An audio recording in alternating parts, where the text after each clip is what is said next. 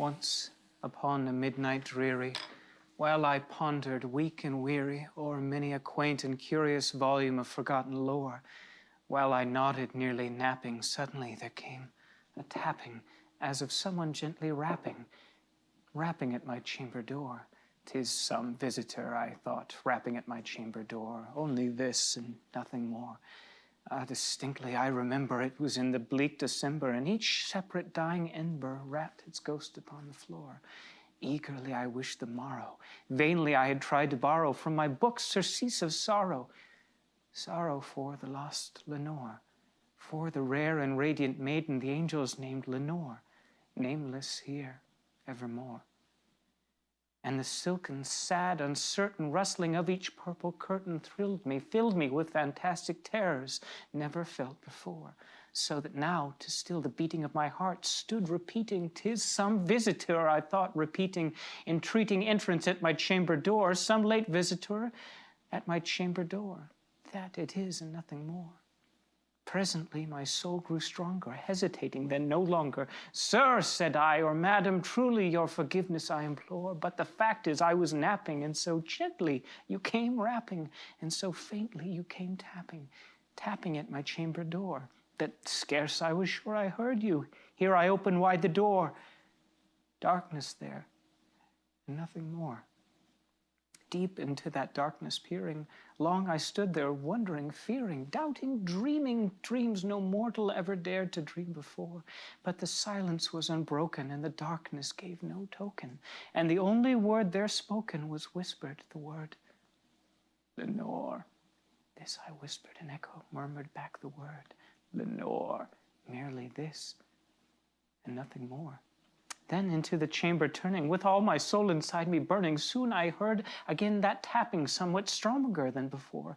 Surely, I said, surely that something is at my window lattice. Let me see then what thereat is, and this mystery explore. Let my heart be still a moment, and this mystery explore. 'Tis the wind, and nothing more. Open here I flung the shutter, then with many a flirt and flutter, in there stepped a stately raven of the saintly days of yore. Not the least obeisance made he, not an instant stopped or stayed he, but with mien of lord or lady perched above my chamber door, perched upon a bust of Pallas just above my chamber door, perched and sat and nothing more. Then this ebony bird beguiling my sad fancy into smiling, by grave and stern decorum of the countenance it wore. Though thy crest be shorn and shaven, thou, I said, art sure no craven, ghastly grim and ancient raven, wandering from the nightly shore. Tell me what thy lordly name is on night's Plutonian shore. Quoth the raven, nevermore.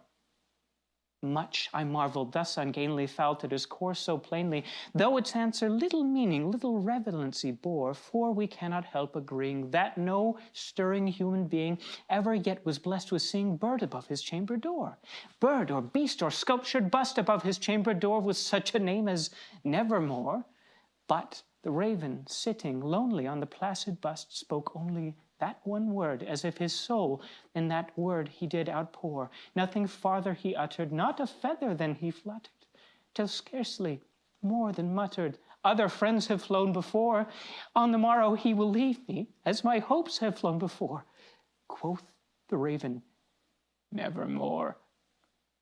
Startled at the stillness broken by reply so aptly spoken, doubtless, said I, what it utters is its only stock and store, caught from some unhappy master, whom unmerciful disaster followed fast and followed faster, so when hope he would adjure, stern despair returned. Instead, this sweet hope he dared adjure, that sad answer, nevermore.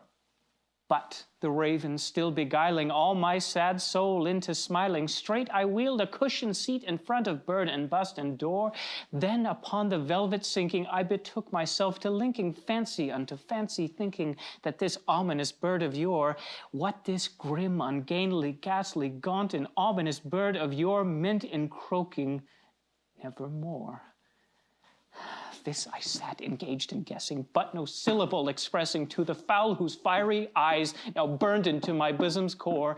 This and more I sat divining, with my head at ease reclining on the cushion's velvet lining that the lamplight gloated o'er, but whose velvet violet lining with the lamplight gloating o'er, she shall press, nevermore. Then methought, as air grew denser, perfume from this unseen censer, swung by angels whose faint footfalls tinkled on the tufted floor.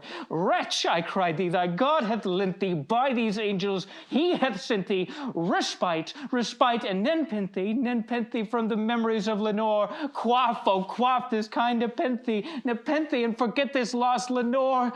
Quoth the raven, nevermore.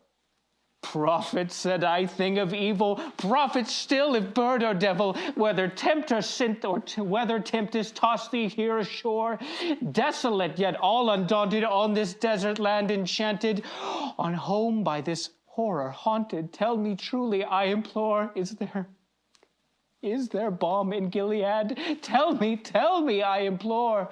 Quoth the raven, nevermore.